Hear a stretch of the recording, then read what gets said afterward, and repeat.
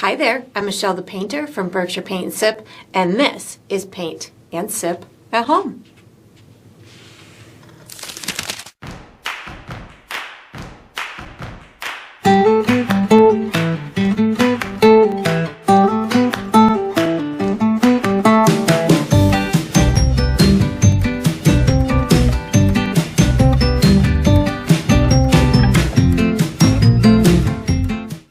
Alright, so today I'm going to be painting Mistletoe Kiss, and I'm sipping on some black cherry tea. And if you enjoy this process, I do hope that you like and subscribe to my channel, and that you also check out my Patreon page where you're going to find additional painting perks. So let's get painting and let's get sipping. Alright, so for my materials today, I'm going to be using a stretched and primed 16 by 20 inch canvas. If you're painting along with me, you could certainly switch up the size, but that's what I'll be using. I'm going to be using acrylic paint today. My colors are titanium white, Mars black, fire red, deep yellow, and green oxide. And of course you can switch those up as well if you'd like to. For my tools today, I'm going to be using a white piece of chalk for some drawing, and then I have 3 brushes from my personal brush line, which is Michelle the Painter brushes. I have a 3/4 inch wide flat bristle brush. I have a number 8 round synthetic brush, and I have a number 3 round synthetic brush, and I will refer to these as small, medium, and large as we go through the painting process. And of course you can switch those up as well if you'd like to. If you're painting along with me, you'll probably want to have a cup of water for washing your brushes, as well as a paper towel for drying your brushes.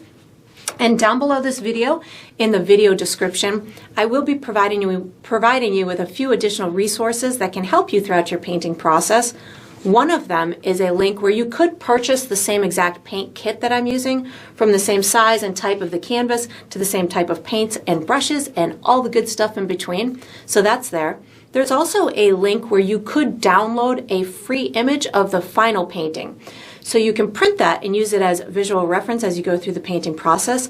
And there's also written step-by-step instructions down there for you as well. And that's all we're going to need today. Alright, so what we're going to do for the first step is we're going to be painting a base coat on our canvas. I'm going to end the background behind our lips. I'm going to be using my large bristle brush. The color that I'm going to use is black paint. I'm going to be using this as a background behind my lips, and I'm also going to be using it as a base coat for my lips. So I've got my large brush, and there is no fancy way to apply the paint in a large area like this when you're doing a flat color. I just like to get a nice even kind of coat on there, so I will tend to go around the edges, make sure I've hit my edges all the way. I use long sweeping brush stroke motion so I can get these nice long continual brush strokes, and it also helps to level out that paint. Sometimes as we're painting these base coats that we're going to use as either a background color or the ground or the toning the canvas, we tend to make the paint uneven or unlevel, which will mean that you have thick spots and thin spots to the paint.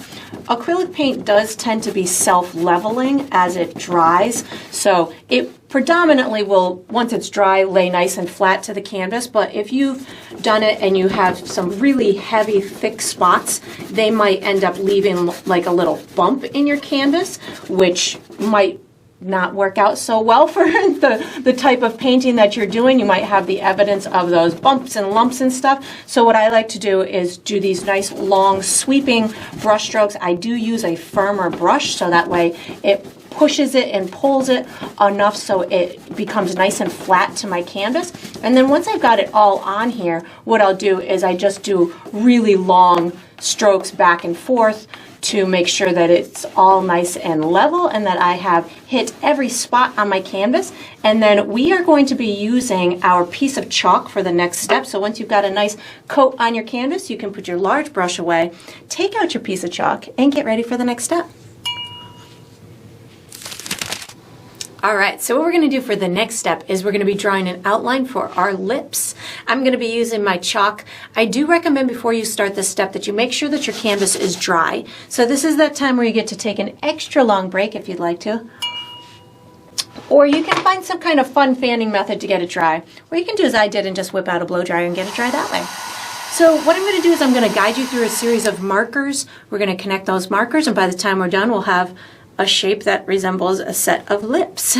So what I'm going to do is I'm going to start in the center of my canvas. So I'm going to find top to bottom, left to right. So for me, that's right about in through here. And then what I'm going to do is I'm going to go directly over to the right hand side until I'm about 1.5 inches to 2 inches away from the edge of my canvas. Make myself another marker. I'm going to do the same thing on the left side. So I find myself about halfway up or down my canvas. I'm going to come down about 3 inches. If you came down 1/4 of the way, so this is, for me, this is about 8 inches. This is about 1/4 of the way. I'm a little shy of that, so I'm about 3 inches down. I'm going to connect these 3 markers with the where the top lip meets the bottom lip. I'm going to have it kind of arcing up in this center area. So I'm going to start in through here, and I'm just going to give this kind of a downward type of line. You can even kind of kick it up a little bit at the end if you want to, and then I'll do the same thing over on this side. So this side is about at the same height as this one, so I can just kind of, if I want to, bring it up just a little bit, just a little tiny slight bit. My mouth is going to be at an angle a bit. Then what I'm going to do is I'm going to come back to the center of my canvas, and I'm going to come straight down until I'm about 1.5 inches to 2 inches away from the bottom of my canvas. I can connect this marker to that corner and this marker to this corner. This is going to be the bottom lip. I'm going to have it kind of almost flat at the bottom in through here, and then it'll curve up. So I'm going to start in through here. I'm going to bring it over like this and then up in this vicinity like that. And of course your lips can be slightly different shaped than mine if you'd like them to be. That's totally up to you. You can model it after your own lips or somebody you know, whatever you'd like. Then what I'm going to do is I'm going to find myself back at the center of my canvas, and I'm going to come up until I would say I'm about 3.5 inches away from the top of my canvas. I'm going to connect here to here and here to here. So the center, this is the most complicated line that we're going to make. The center of the lip, kind of where it dips in at the top, is I'm going to have right about here. So I'm just going to give you this as a little bit of a marker. It's about 1.5 to 2 inches to the left of here, and then down maybe about 1/2 inch to 3/4 inch. That way you know that that's where the dip is going to happen. So I'm going to connect here to here, to here, and to here. I gave you an extra marker. So what I'm going to do, I'm going to take it from here, I'm going to go up a little bit, and then I'm going to curve it back down, and I'm going to meet it into my corner of my mouth there. And then I'm going to take this, and I'm going to just kind of almost go horizontal, maybe up just a little bit, and then drop it back down into here. And that's all I'm going to do for my outline. I'm going to be using my large brush for the next step, so you can put your chalk away, take out your large brush, and get ready for the next step. All right, so what we're going to do for the next step is we're going to paint the base coat for our lips. I'm going to be using my large bristle brush. The colors I'm using are black and red. And what I'm going to, in essence, be doing is doing the majority of the lips in red with a directional brush stroke. So this is going to allow me to get a lot of those creases and stuff to start to emerge in the lips. I'm going to be creating a dark, shadowy area in between the two top and bottom lip. And I'm going to just do a base coat of red for the rest of the lip. So what I'm going to do is I'm going to start with red and a teeny tiny bit of black paint on my brush. The black will very easily take over the red and make it so you can't even see the red, but I'm going to just use a little bit on my brush to start, so this way I can get the shadowy area to start to emerge. So I'm going to take this in this area in through here, and then I'm going to start pulling it up in these kind of curved type of brush strokes, kind of coming up in this direction, just bringing these darker areas of the lip to start to emerge in our beautiful set of lips in through here. So that's going to be the upper portion. I'm going to do the same thing for the lower portion. So again, red plus a little bit of black.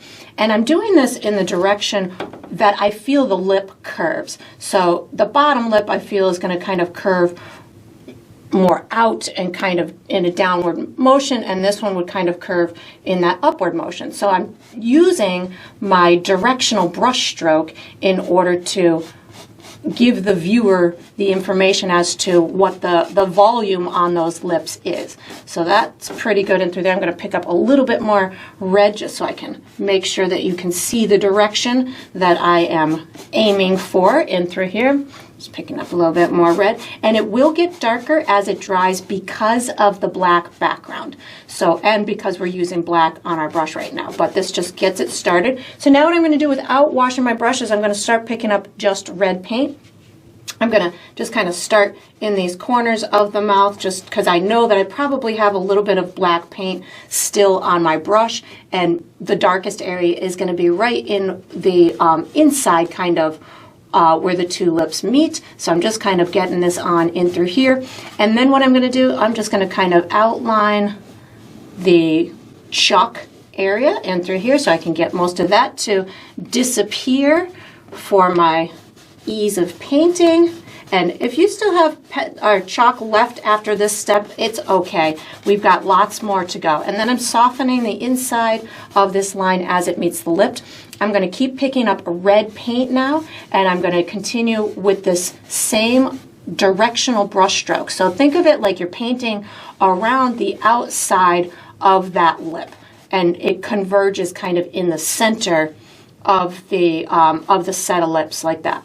It is going to look a little bit streaky as it dries, and that's my intention because I want you to be able to see the creases in the lips. So that's going to give you a lot of information. It's going to make the set of lips a little bit more compelling, and we will do a second coat on them later. But this is just, like I said, just getting us started with the building the form on the lips and a little bit of that shadowy type of area. So I'm going to do the same thing on the top lip once I've satisfied with what I've done on the bottom lip. So that's looking pretty good. And now I'm going to just keep reloading my brush with red paint.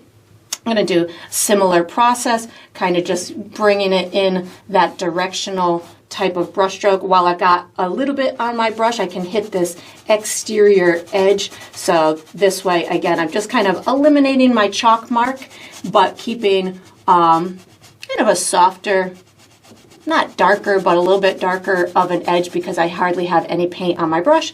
And then I'm just going to keep reloading my brush and finishing out this this section. So I go right up to the top of that lip. You don't want to miss any of the lip. You can always also make it darker later, but I know that with painting red on top of black, it's going to get pretty darn dark as it dries. So you might be, if you haven't painted red on top of black before, you might be a little bit surprised as it dries just how dark it gets because red is such a transparent color.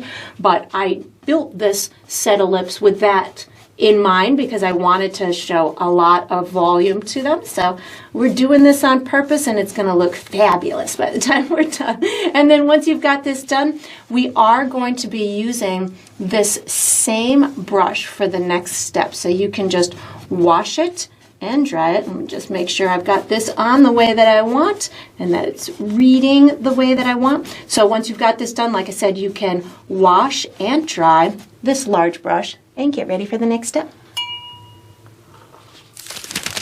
All right, so what we're going to do for the next step is we're going to be painting highlights on our lips. I'm going to use my large brush, and again, I do recommend that you make sure that your lips are dry before you start this step. It'll be much easier. So what I'm going to do is I'm going to be making a custom light red color that I will be using for the highlights on my lips. And we'll also be using some red, and if we need to, we'll dip into our black to make sure that those creases work well, and we'll be using white also. So I have already pre-mixed myself a custom light red. I'll show you how I got to it. I'm going to use my small brush to mix the color, but I'll use my large brush to paint. So this is my light red I'm going for. All I did was I took quite a bit of red and I added just a little bit of white to it. I don't want it to go too light on me because I do want to add some additional highlights afterwards. But of course you could have light lips. If you wanted your lips to be pinker, feel free to go pinker or lighter. You can make purple lips, whatever works for you. But this is the color that I'm going for. So once I've got that color ready to rock, I'm gonna pick up my large brush. I'm picking up my light red color.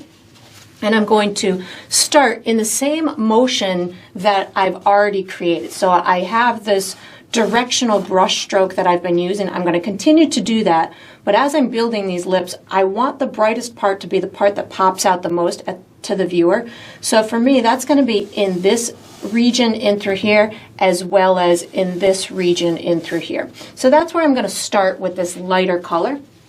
And you don't need a ton on your brush, so I'm just going to take it, and I wiped it off on my paper towel. I can always add more, but taking the paint away is a little bit more difficult. So I like to kind of start in a cautious way, bringing some up towards the top and through here. I'm going to be putting more brightness up at the top in a minute, in the future with a little bit more of a highlight with white paint, but right now I'm just using this light pink or light red color to accentuate the contour of the lips, and again just kind of bringing it down in towards these creases, picking up just a little bit more just to make sure that I've got it the way that I want. As I'm coming down towards this inside part, I'm cautious to not have too much paint on my brush because I want to keep some of those creases at the area where it kind of goes into the mouth. You can, if you don't want yours to be kind of as plump as I'm making mine, that's quite all right. You can make them into whatever way that you want, but that's where my head is going to as I'm building these lips. I'm going to leave some of those darker areas down below. I will be tapping into my red in a minute as well, my regular red, but right now, again, just kind of getting the contour of the lips on in through here, making sure that I've got that poofy part that I want. I'm going to, again, do that in through here as well, just kind of making sure that I've got the direction of that brush stroke continuing to go the way that I want, which is with the creases of the lips, and I just kind of keep going back and forth. I started in that middle where I wanted it the brightest of the bright, and then I'm just kind of working it out into the rest of the lips, something like this. Now what I'm going to do is I'm going to start picking up red paint in order to get this lighter area to blend in with the darker area. So just making sure that this works out the way that I want it to. So now without washing my brush, I'm picking up red paint.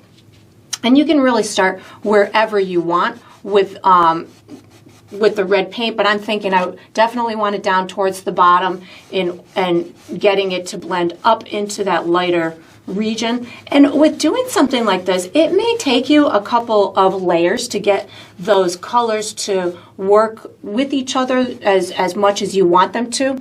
But as I'm building it, I'm definitely not at this point using a ton of paint on my brush. I'm really just at this point concentrating on getting these darker areas that are going to go towards the bottom of the lip. I'm concentrating on getting those to blend with my lighter areas up above without over painting it, I think is my goal here.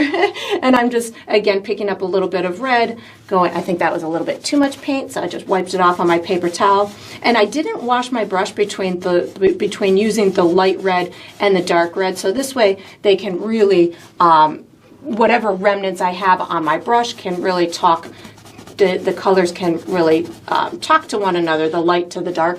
And I'm just making sure I've got it all up and through here. If you have to do a second coat, feel free to do a second coat. I'm going to pick up some more red to get this bottom area to have a little bit more vibrancy, and again to get that dark area to blend in with the light area. And once I get this done, I'm going to be adding some much more vibrant highlights to the lips on those areas that pop out the most, but right now I'm just getting the contour kind of highlights on in through here. You can get some over in those corners of the mouth, and again it will dry a little bit darker than it is when it's wet, but right now these are looking pretty good. These are kind of the lips that I wish I had. I think as I paint sometimes, I paint things that I wish that were part of my life, and a big beautiful set of lips like this, I think all women would not mind having.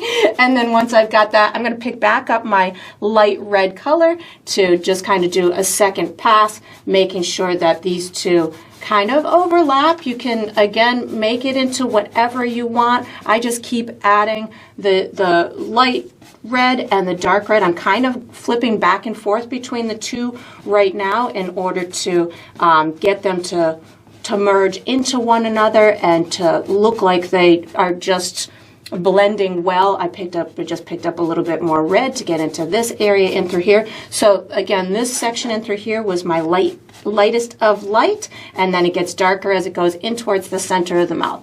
And then I think I'm going to pick back up my light red again, just make sure I've got it bright enough up in through here.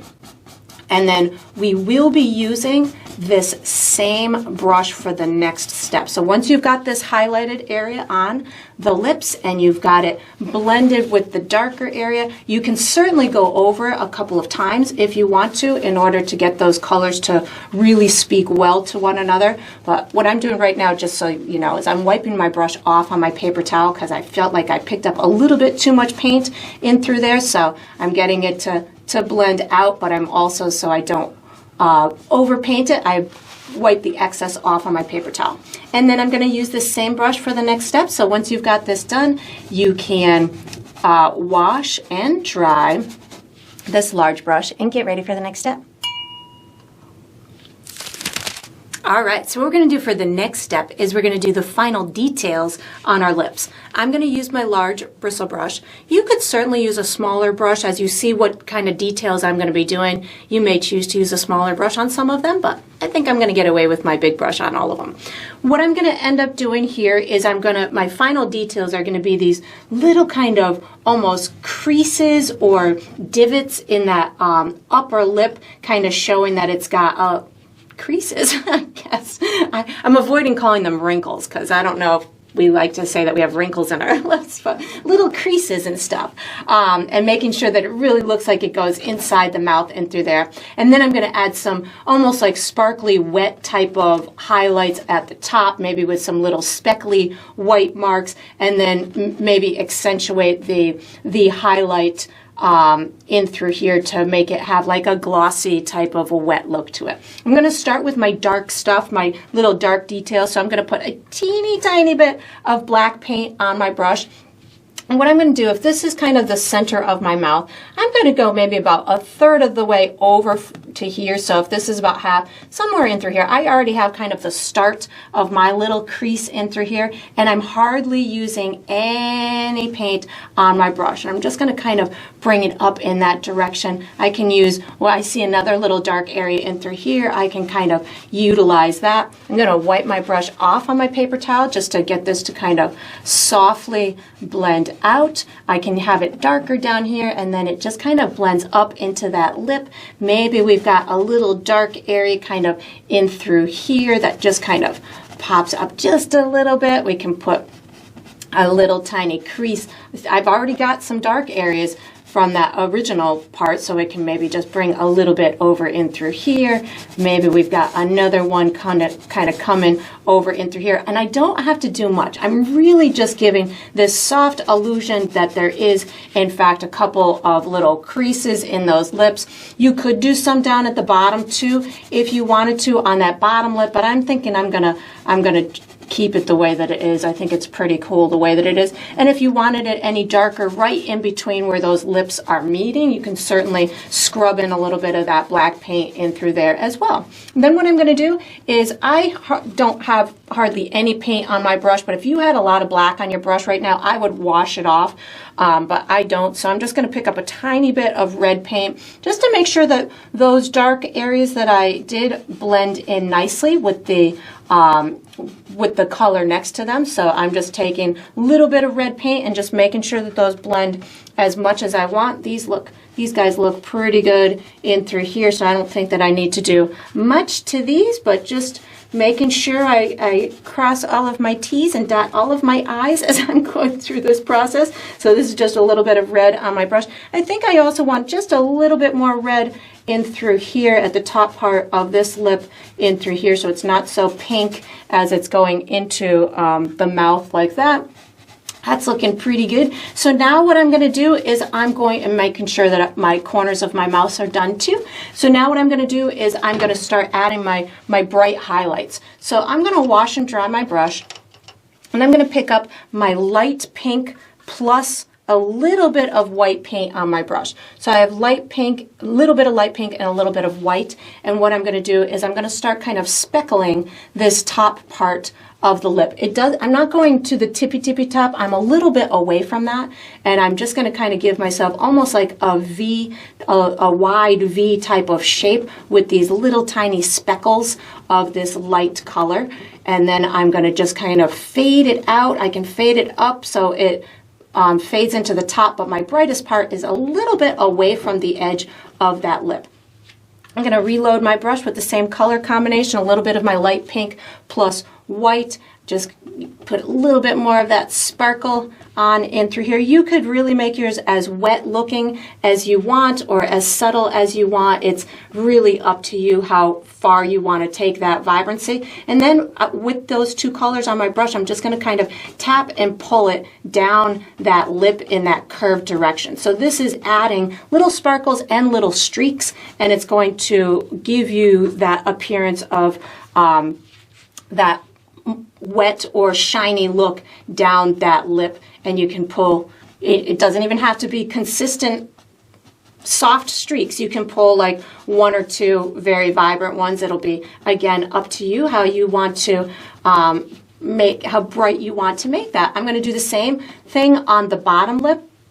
I'm going to, actually, I think I want that a little bit lighter. I'm going just a little bit more on my brush just to give myself a little more oomph in through here. And again, it's just a visual preference. I was looking at it, I'm like, I think I want that to be just a little bit brighter. So just bringing in a little bit more lightness. This will make that part of the lip also pop out a little bit more. So if you want more volume in your lip, the lighter you bring it, the more contrast you have from this area to this area will make it look like it pops out a little bit more. So I just keep kind of elevating that softness and that poofiness in my lip like that. That's looking pretty darn good. And you could bring this down into some of the creases too if you wanted to. Again, that's going to be up to you, or in these poofier areas. That's looking pretty good to me. So now I'm going to move down to the bottom. So again, my light pink plus a tiny bit of white paint on my brush at the same time.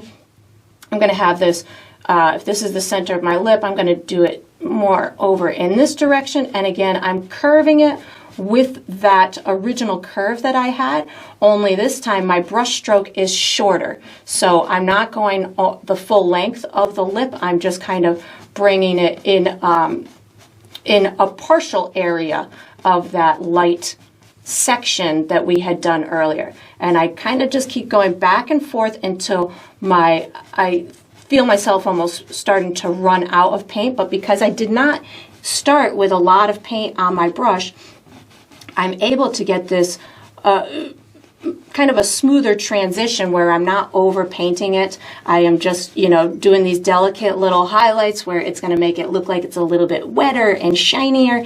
I'm picking up some more of my light pink right now. This side I think went a little bit too bright on me, so I just pick up a little bit of light pink. You can also reverse anything. So we started with red. You can certainly bring back some of your red if you feel that you've made it too bright, or if you feel that you want some more of that red appearance in it. You can certainly bring more red into it. I'm going to pick up a tiny bit more white at this point, give myself some a real bright sparkle of highlight in through here. So just a little section of this part of the bottom lip will give me that bright appearance. And then what I would do is I would let it dry, and then I would sit back from it, see if there's any, I just picked up a little bit more red, see if there's any additional little fiddles that I want to do with it, because again, I know it's going to dry a little bit darker than it is when it's wet. You can even put, little tiny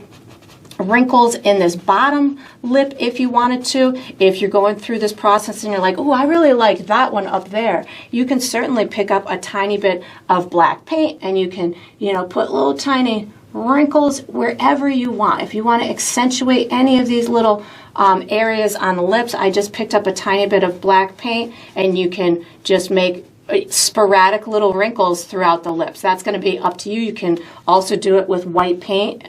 I'm picking up a tiny bit of white paint to show you what I mean. You can add a little tiny highlight to one of those wrinkles, and that'll make it stand out a little bit more. That was a little too aggressive, so I'm going to just back it off just a little bit, and then again let it dry. See if there's any little fiddles that you want to do, and then we're going to use our medium brush for the next step. So you can put this large brush away, take out your medium brush, and get ready for the next step.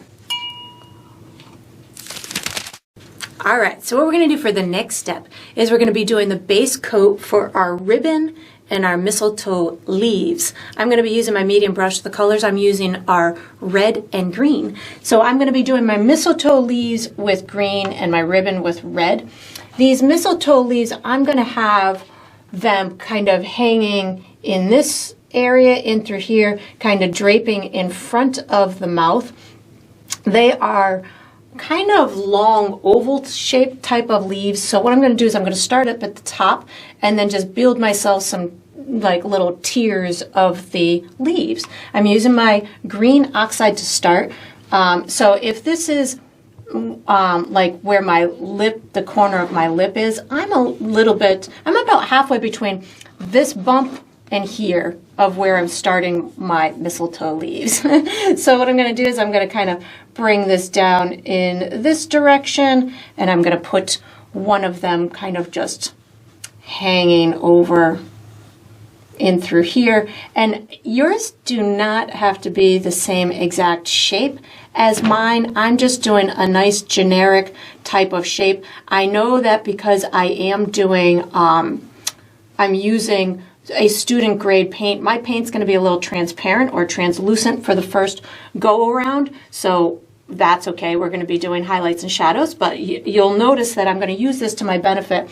As I'm building my leaves, I'm going to leave little spaces between them, so that way I don't get lost during the painting process. So I'm going to do this one in through here, and I'm just coloring it in with my green paint. You can have a real solid color, or you can have little streaks in it. It's okay. I'm going kind of in the direction that I feel that the grain of the leaf would be. So I'm going to have maybe, I would say, another one kind of hanging down in through here. And again, I'm going to leave myself a little bit of a visible space between each of my leaves, so that way that'll help me with making shadows and being able to see the difference between them. Let's see, I think I'm going to put another one in through here. Maybe I'll just kind of outline some of them as I go through this process. That's good. Leaving that one in through there. Going to have one in through here. And again, the formation that I do does not have to be the same formation that you do. So as you're going through this process, if you want to add more or less, whatever is visually appealing for you is fine. We're going to have little mistletoe berries on top of this, so that's going to help to fill in the space. I think I'm going to have maybe another one kind of, this one's going to cross, I think, over in through here. And again, I'm going to have some mistletoe. The berries are going to be filling in these spaces, but I'm just giving these long kind of oval type of shapes for the leaves themselves.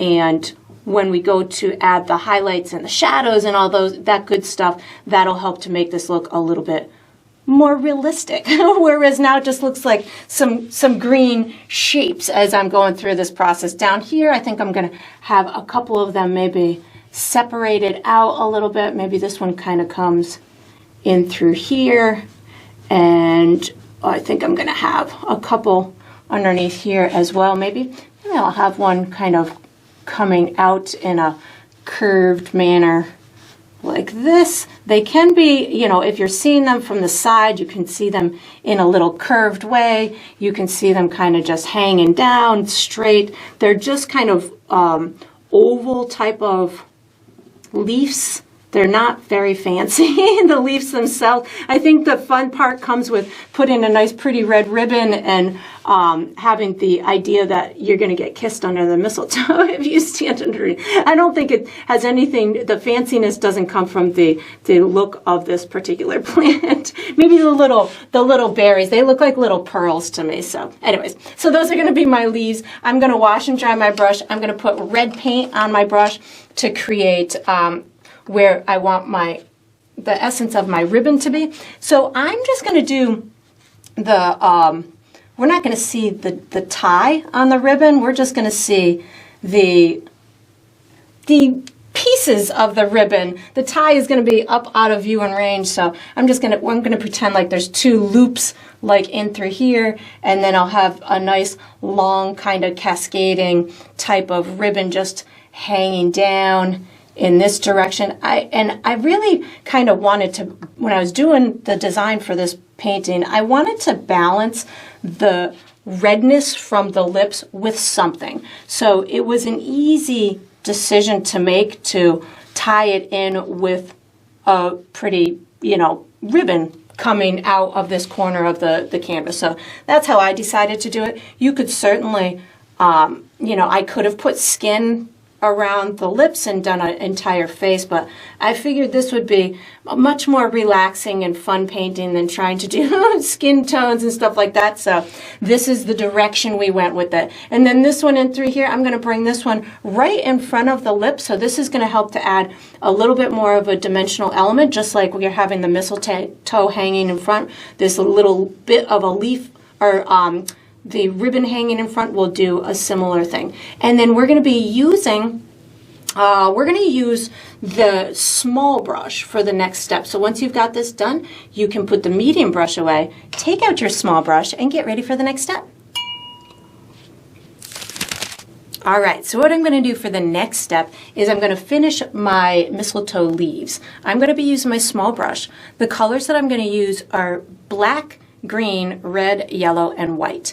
And what I'm in essence going to do is I'm going to be adding some strategic shadows, which are not only going to tell that, let's say, this leaf is casting a shadow on the leaf underneath it, but it's also going to help me to establish little stems. There's some stems that kind of travel into the leaf a little bit, so I'm going to have the evidence of that on a couple of my leaves. And then we're going to add highlights, which will give the exterior leaves a little bit of form, and it'll also tell the viewer that there's a little bit of a light source somewhere in our atmosphere, which is, I'm just going to call it above. There's no direct, light bulb or anything that's shining a light, but we do have highlights and shadows. We'll have shadows below, so that's going to tell me that my light source is above. So I am going to make two custom greens before I start this step. So I have a shadowy type of a green and a highlight type of a green. So as I go through this, I don't have to keep mixing paint, and I don't have to worry about thinking too hard during the process. So I have pre-mixed my two colors here. This is going to be my dark shadowy green, and how I got to this was I used green oxide and red. So if I remember back to my middle school art class in like 7th grade, I learned that green and red makes brown. So adding a little bit of red to my green is going to give me this nice earthy kind of dark green type of a color that I'll be using in combination with my black during my shadow making areas. And then I'm going to wash and dry my brush, and I'm going to create a light green color. So how I got to this was I used green, yellow, and a little bit of white, and that's going to create a nice light green that I can use for my highlight making process. And I'll also use my green oxide during the painting process as well. So that looks good to me. Now what I'm going to do is I'm going to wash and dry my brush, and I'm going to start with my shadowy areas.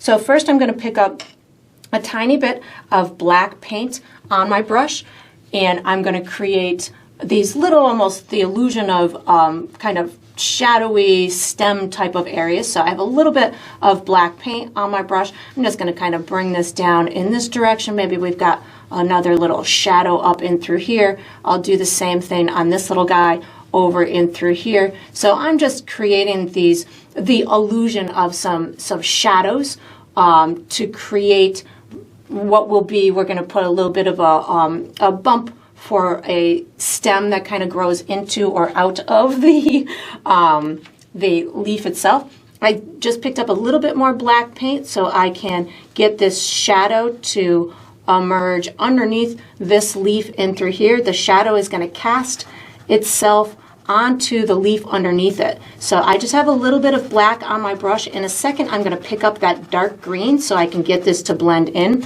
So right now I'm picking up that dark green without washing my brush. So I'm getting that dark green to just kind of blend into these darker areas of these underneath leaves that are kind of hiding underneath this other one in through here. And I'm not doing anything super fancy. I just want to give a little bit of dimension throughout these leaves. I want this one to kind of look like it's underneath as well. So I just picked up that dark green color. I'm going to color in this whole leaf with that dark green. I didn't wash my brush, so I have a little bit of that black on there as well. And now I'm going to pick up a little bit of black. So during this shadow making process, I am alternating between my dark green and my black in order to get these the illusion of some of these leaves being underneath the others. So again, picking up my dark green plus a little bit of black. I think actually I want this leaf to be underneath that leaf. So we're going to create that illusion right now with a little bit of my black paint. Just put a little bit more black paint on my brush. I'm going to create, this one's going to be pretty darn dark coming in through here. I'm going to put a little bit of my darkness up in through here. Now I'm going to pick up my dark green to finish this one in through here. And if you come to a place where you feel like your dark green is not green enough, just add a little bit more green to it. Or if you want it to be a little bit richer of a tone, you can add a little bit more brown or red or yellow to it. And that's going to make it look like a little bit more of a true brownish type of a color as opposed to just like a dark green. I'm going to pick up some of my green oxide right now to get this leaf in front of that one. So I just picked up some green oxide so I can kind of accentuate the edge of this leaf in through here so it looks like it's in front of this one and this one in through here. So that was just, I didn't wash my brush either. I just kind of picked it up and blending it in through there. Now I'm going to come down to these guys in through here. So I wiped my brush off on my paper towel, picked up a little bit of black paint. Oh, let me hit this one first. A little bit of black paint just to, again, make sure that this shadowy area works. Now I'm picking up some of my dark green to get it to blend in, and again did it without washing my brush. And then once I've got this one done, I just hit the bottom couple. So again, just a tiny bit of black to get this top part of the underneath leaf done, and then pick up my dark green to get it to blend in. And your leaves, some may be darker, some might be lighter, so don't worry if you've got different tonal values on them. That I just picked up green oxide so I could get this little tip here.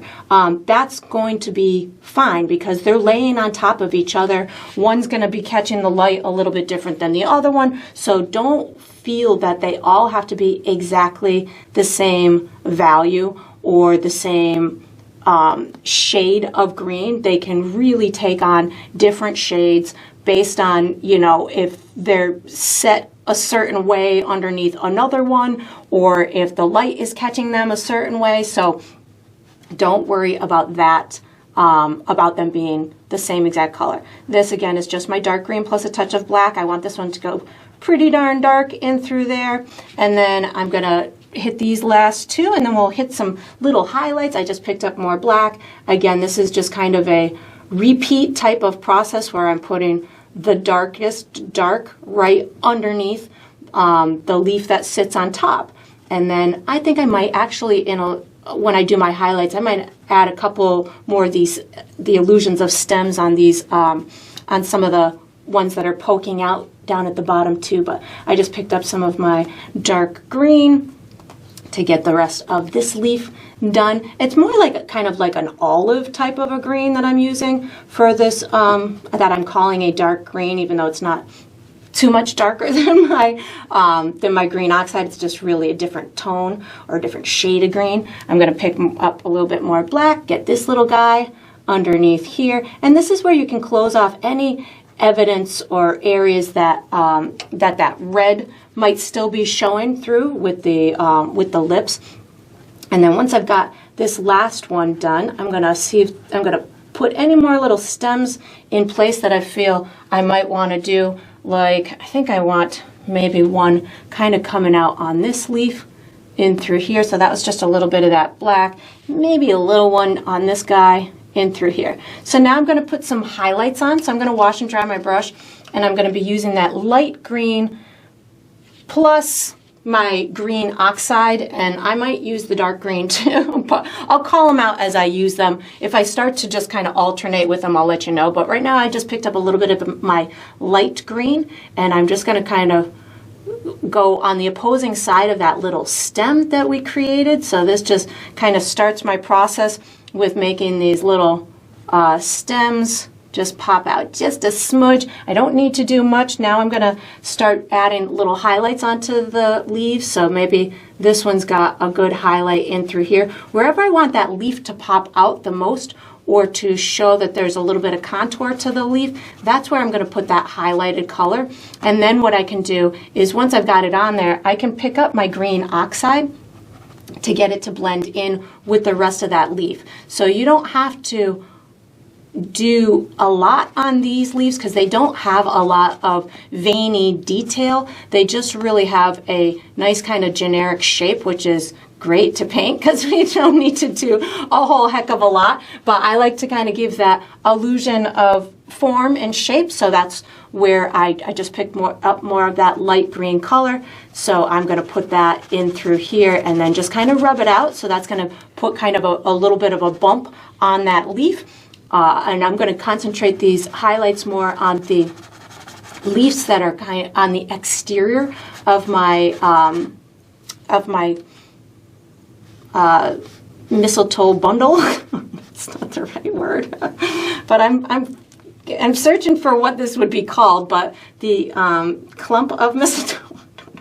Something like that. So there's my little highlight on that little leaf. As I'm getting down into these guys into here, I don't necessarily need them as bright as those ones up top. So maybe I'll put a little highlight and then pick up a tiny bit of my green oxide. So I'll have a highlight, but it doesn't necessarily have to be as bright as these ones up in through here. And again, just really concentrating on trying to make sure that I have them fully colored in. So sometimes you might want to do a couple of extra layers in order to just get them colored. And I'm just picking up some of my dark green for this guy in through here because I could see my red lips underneath it, so I wanted to cover it all the way. And some of these, like this one, and I want to look like it's on top of this one. So this one I might just put my green oxide as my highlight down at the bottom of this leaf. If I don't want this one, if I want this one to look like it's, you know, further in that little clump than this one on the left, this one looks like it's got more light being hit.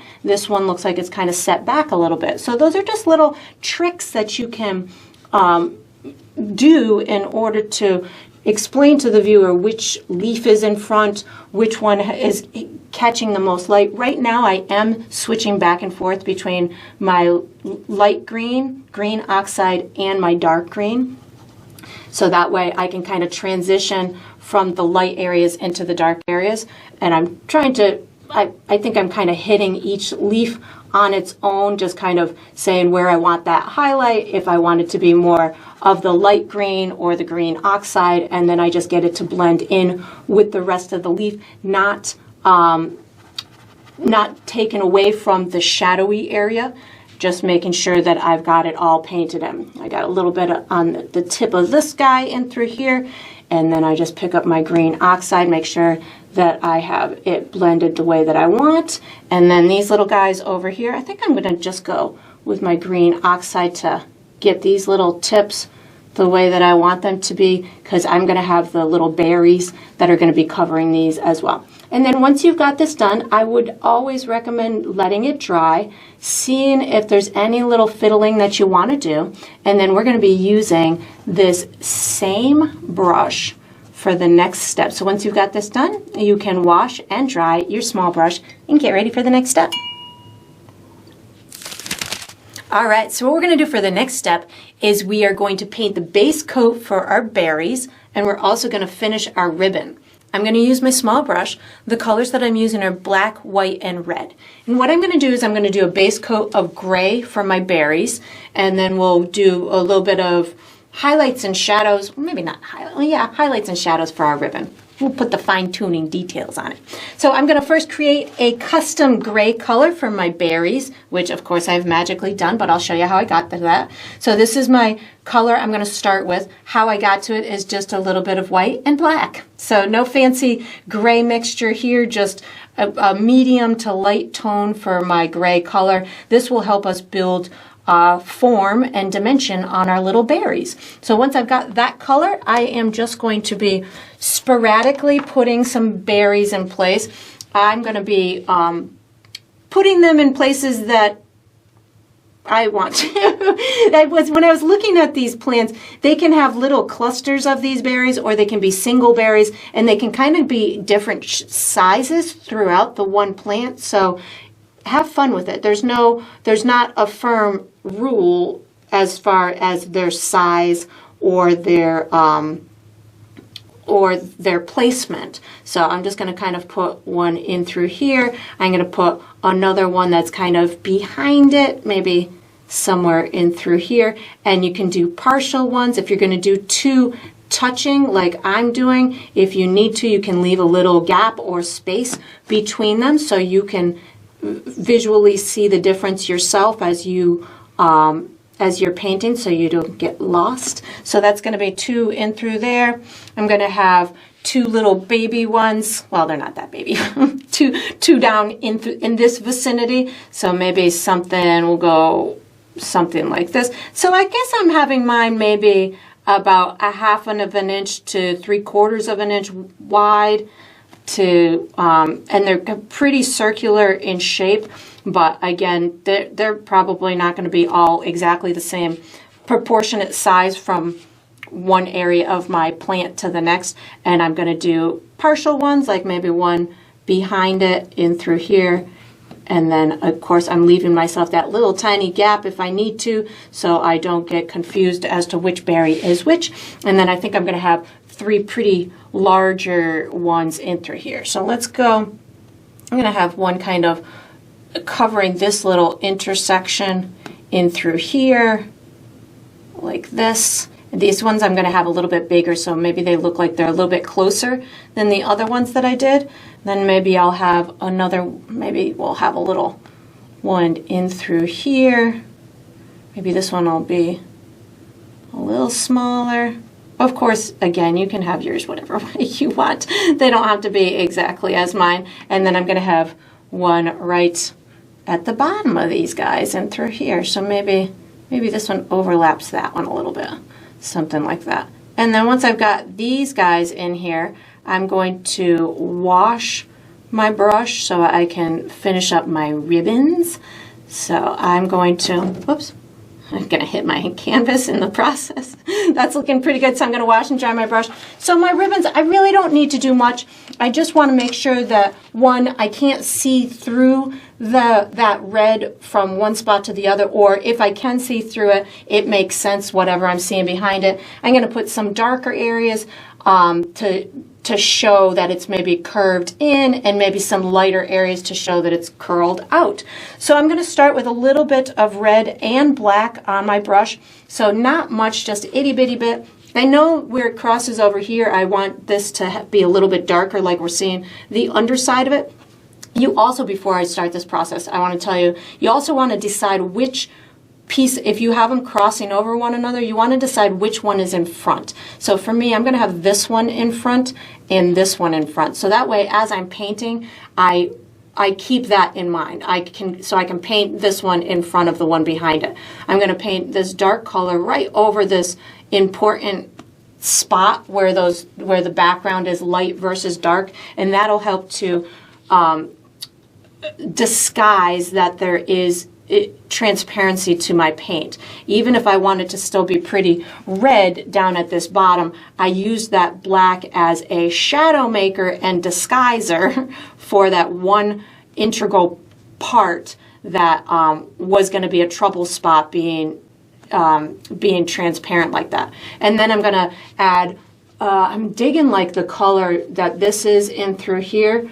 So I don't really need to do much. I'm just making sure that it's fully painted in. I'm adding my darker areas right now, and then I'll add my lighter areas in a minute. So just maybe a little bit of darkness there. So I'm just using the red with a tiny bit of black on my brush just to get any areas that I want there to be a little bit of darkness. I don't want it to go all the way black, because then of course you wouldn't be able to see the ribbon on top of that background. But I think it's really cool if you can utilize those tonal values to show the form and movement of an object such as a ribbon. So even though we're using dark on dark, you can still use even more dark to allow for that movement to show. Now I'm just going to pick up some red to make sure that this all transitions into the brighter areas the way that I want to. And as you're transitioning into the brighter red, if you still have a lot of black on your brush and you're not enjoying it, just wash and dry your brush. You don't have to muscle through it with running the risk of it all turning black on you. I just keep reloading with red right now, making sure that I've got all of my areas colored in the way that I want. I have a little red spot in the middle of nowhere, so I'm gonna pick up some black so we can get rid of that spot in through there. Must have been from a wet hand a minute ago. So just picking up more red paint. I definitely want this to be nice and red up towards this top, and then I just get it to kind of transition down into that darker area. So again, you might really want yours a lot brighter so it plays off of the lips, or as I'm doing, mine's going to look darker because I did not use any white in it, so it will naturally just look darker than those lips look, and it'll just kind of be an accent to the painting as opposed to another focal point. And then once I've got this done, I am going to be using the same small brush for the next step, so I will wash it and dry it and get ready. All right, so what we're going to do for the next step is we're going to finish our berries. I'm going to use my small brush. The colors I'm going to use are gray, black, and white. And what I'm going to do is I'm going to be putting some shadows underneath my berries onto my leaves. I'll also be putting little shadows on the berries themselves so they have a little bit of a contour.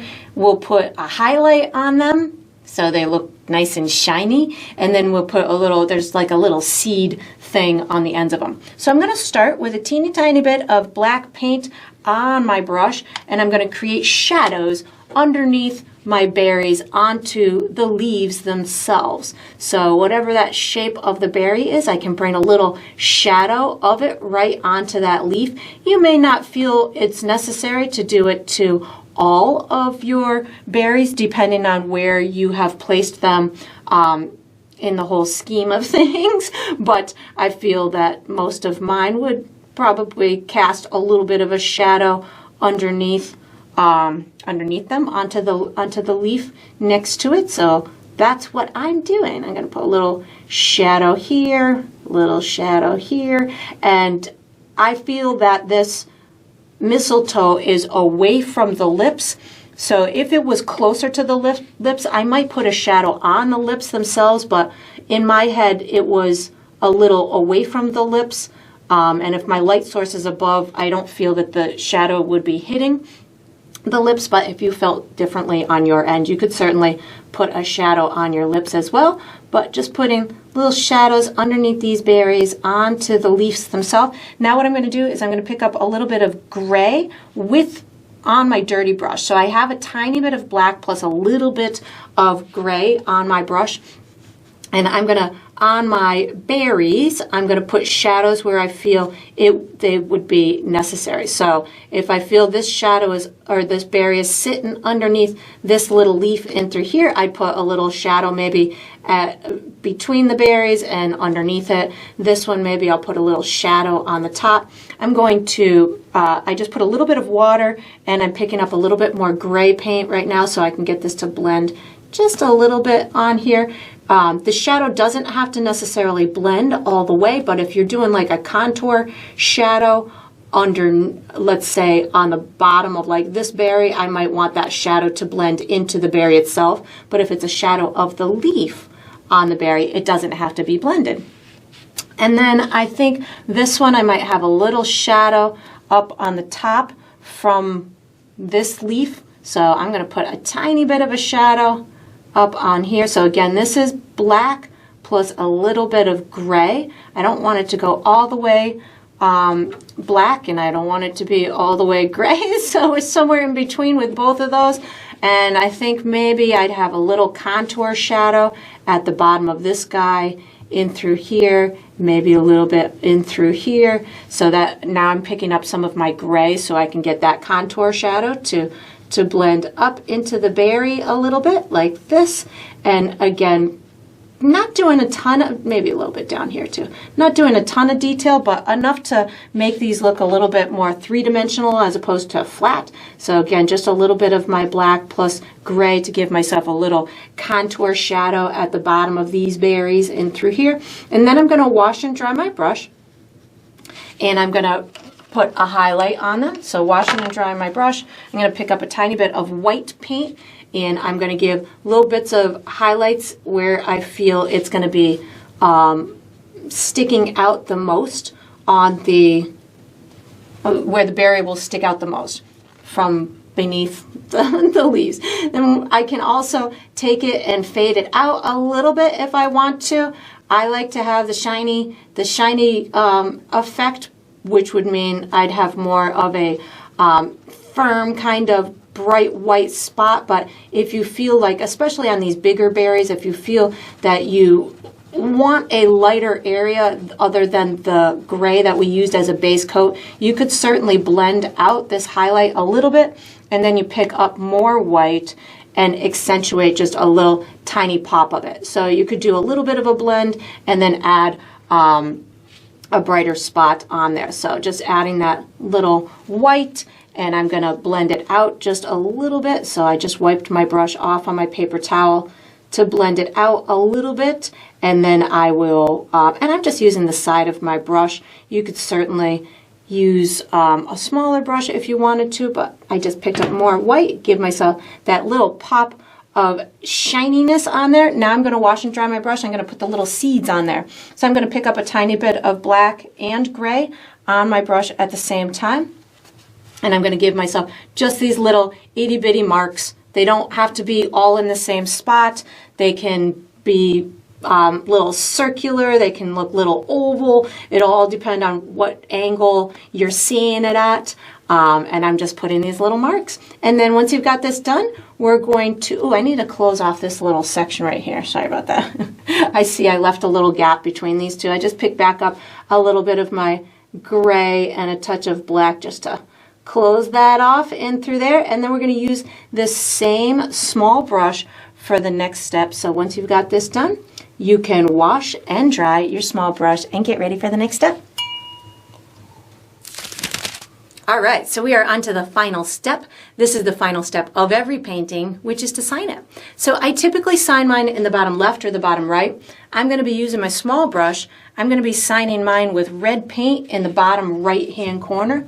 I like to sign mine with my initials, but you could certainly sign yours with your first name or the date or a symbol or whatever you want for your identifying mark to be is up to you, because it's your painting and you get to sign it however you would like. And that's going to conclude this painting.